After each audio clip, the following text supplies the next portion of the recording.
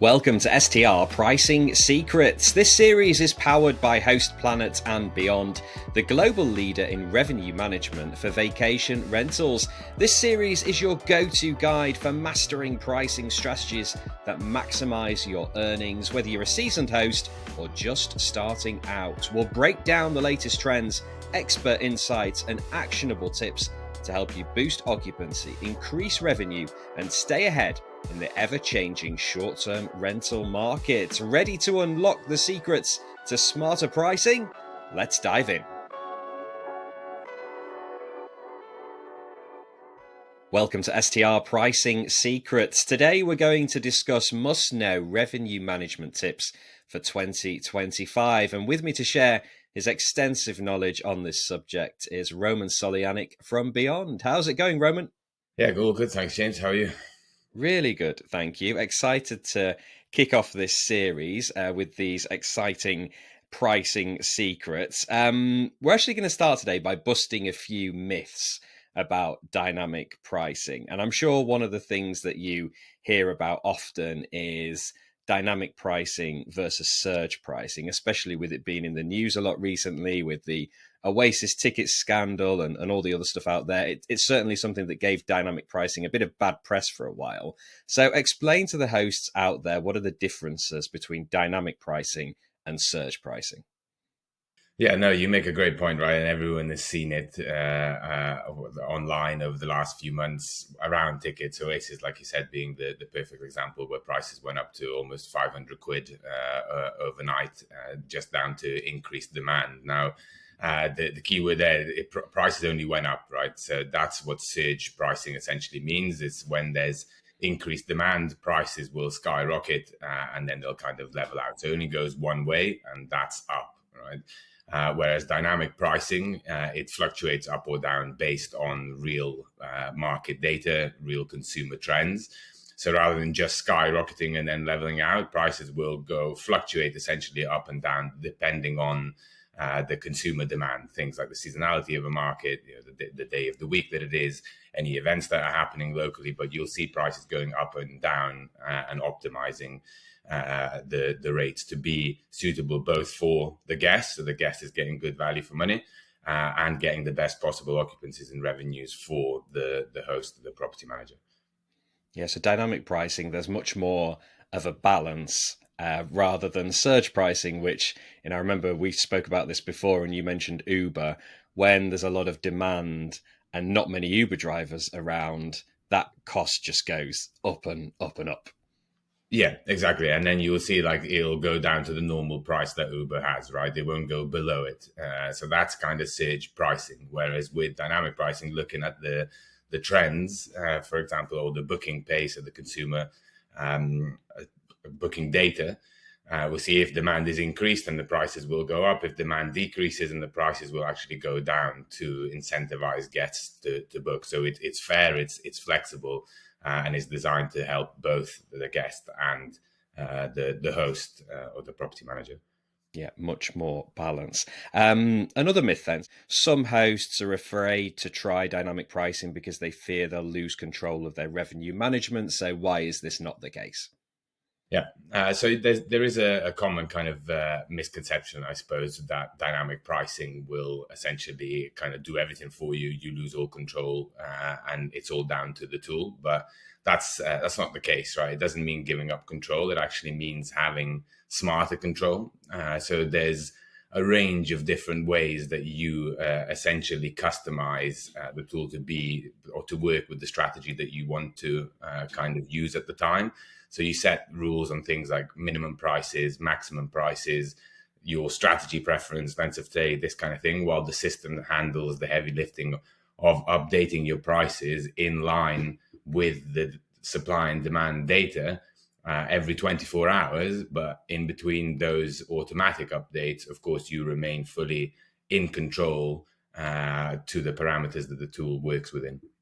Yeah, exactly. You are, like you say, you're in control there. You're setting the minimums, the maximums when it comes to the length of stay, all that kind of thing. So you're totally in control. You're not just like handing it over to an AI tool which will kind of make decisions for you. You're the one kind of setting those clear parameters. Another kind of myth then, some property managers say they know their market better than any algorithm, and that's why they don't want to use dynamic pricing. What would you say to those managers? Look, I would say it's a very fair point, right? But however, local knowledge is crucial, right? And it will never be replaced. And that's where property managers come in. They know their owners, they know their markets, they know their areas. But manual pricing can't keep up with real time market shifts. Consumer demand, consumer booking trends change all the time. Keeping on top of that manually is simply humanly impossible. Right now, like a strong dynamic pricing tool works with your expertise, not against it. So it gives you data backed insights whilst allowing you to customize it based on your knowledge of the market, of the owner, of the type of goals that you have with each individual kind of property. Is it just basically impossible to kind of compete with a dynamic pricing tool when it comes to revenue management? Because I do hear it from quite a lot of property managers, especially if they feel like they're in a very unique area. And some have said, oh, there isn't enough data, or there isn't enough competition in my area, so I'm always going to know better. And I'll have, these prices for different seasons, or these prices for different months. What would you say to those managers? Yeah, I mean, as I mentioned, consumer kind of booking patterns, search patterns, how they plan continuously change and adapt, and they're flexible, and we see a lot of the time where peak seasons have become shorter, right? Booking windows have become shorter, lengths of stay have become shorter, right? So only relying on kind of historical knowledge and historical trends just isn't enough with these trends changing all the time. So having access to data that's fresh and looks at exactly what's happening in your local market will only help empower you to be even more effective with the approach that you essentially take.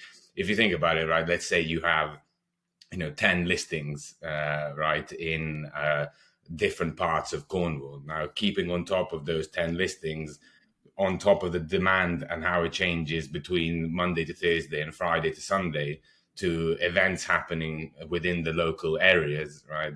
To this different seasonalities in each particular kind of area that you're in, across just 10 listings, across one listing, it's simply kind of impossible. At Beyond, we analyze about 6 billion data points every 24 hours. Right? Imagine that as a human being, right? Or how many people that would take. But yeah, and as I say, it's not a case of kind of replacing it and saying you're wrong with what you're doing. It's the other way around. It's giving you the tools and the data to empower you to make much smarter decisions with your pricing strategy, and ultimately maximizing both occupancies in the kind of slower periods, and then ultimately getting the best possible rates in the peak periods of demand.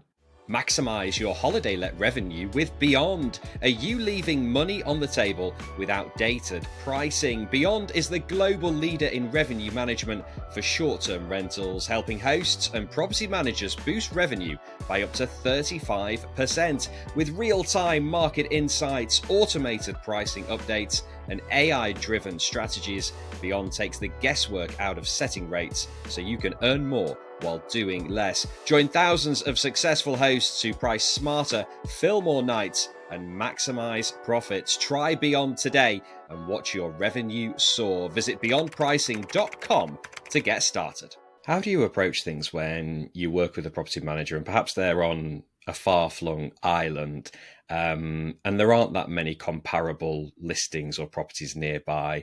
Do you look at maybe other islands, or do you look at other data sets that you compare it to try and get an idea of, what the price and what the rate should be? Yeah, it's a great question, right? So obviously there are often areas where you have a massive concentration of listings, so the data is richer, right? Or where you'll have kind of rural areas where the next property isn't for another 20 miles, right? So in those instances, we will look at a wider area but we always look at, for example, if it's a 4-bedroom property, right, we will look at data for 4-bedroom properties. If there isn't a kind of large concentration within a specific geographical area, we will widen the search, because ultimately, as a guest, you only have those wider options in that particular region. So if we have to look at a wider kind of scope, we will. But ultimately, the data, we pull from multiple sources as well, right? So all the major OTAs. So try to be as accurate with the booking trends for that specific region as we can. And at times it will involve looking at wider areas. Similarly, for example, you might have kind of individuals, hosts, or property managers that will have much larger properties, right? Let's say 10 bedrooms or 12 bedrooms, right? There's never the same concentration of 12-bedroom mansions as there is 1-bedroom apartments, right? So in that case, when we, with these booking trends, we'll also widen the scope of data that we look at to also include properties with kind of, 8, 10, 12, 14 bedrooms, for example. Because when it comes to those kind of houses or those sized group bookings, people aren't necessarily searching for a specific area. They're searching for a property big enough to accommodate their group or gathering or whatever it is.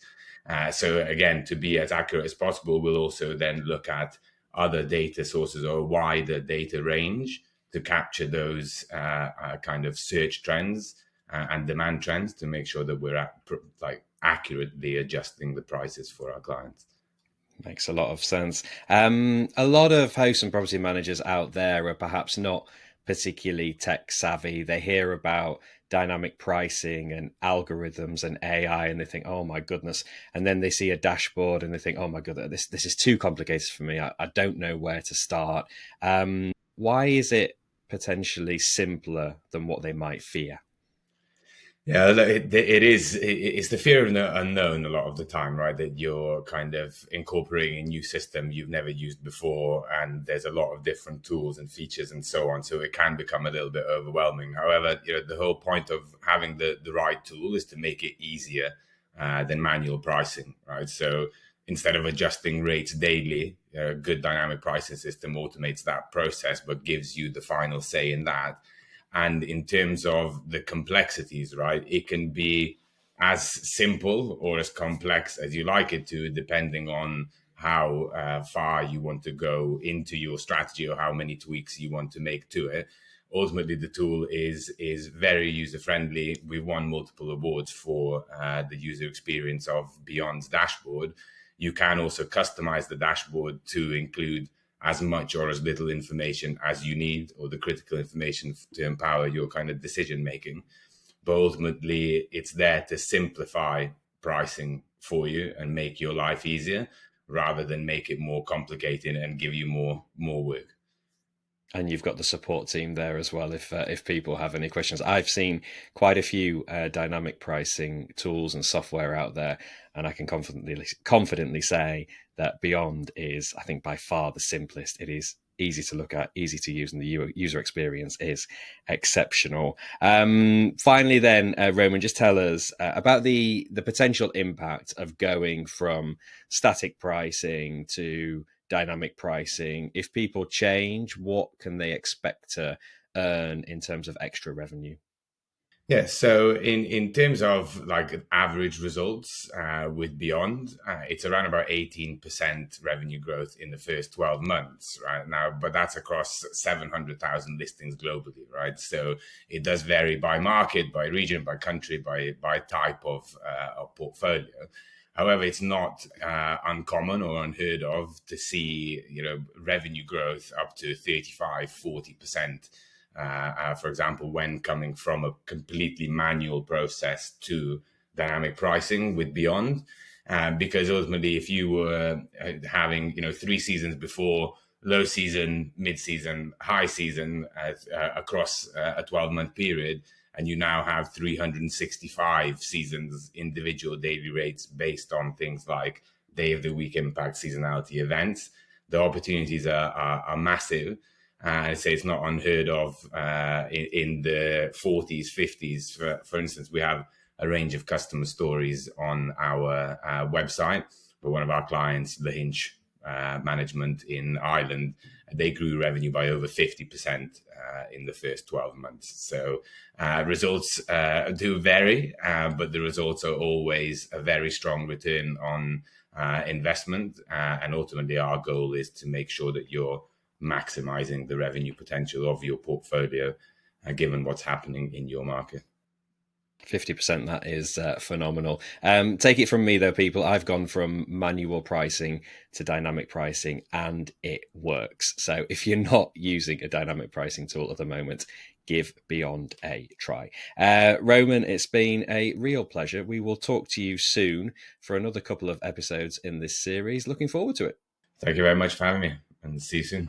Great to chat to Roman Solyanyk there and bust a few myths about dynamic pricing. All right, that's it for today's episode of STR Pricing Secrets. Remember, this series is sponsored by Beyond, and if you'd like to try their dynamic pricing tool, head to beyondpricing.com. For more free education, tips, and trends from the STR industry, visit houseplanner.club, where you can sign up for our newsletter, listen to our podcasts, and download a suite of ebooks for hosts and property managers. That's it for today's episode. Until next time, happy hosting.